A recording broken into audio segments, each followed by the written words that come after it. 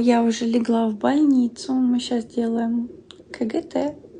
И, блин, у меня тут единственная была палата, где можно быть одной, это люкс.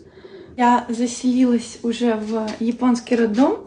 И сейчас покажу, вот там подарили вот такую вот сумочку целую, всяких разных штук. И почему японки с собой по факту не берут сумку в роддом. И памперсы, но у меня есть подозрение, что это не для малыша, а для мамы.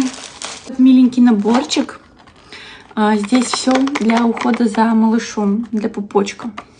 Вот это салфеточки для ребеночка. У меня такие были, очень удобные, кстати. Так, вот такая красивая сумочка. Что тут есть? Ручки большие для мамы. Еще какие-то тоже салфетки для мамы. Вот такая вот удобная штучка. Ну, сами догадайтесь, для чего. И на завтра это чулки компрессионные. Такие трусики. И вот такой халат. Это вот уже для операции на завтра.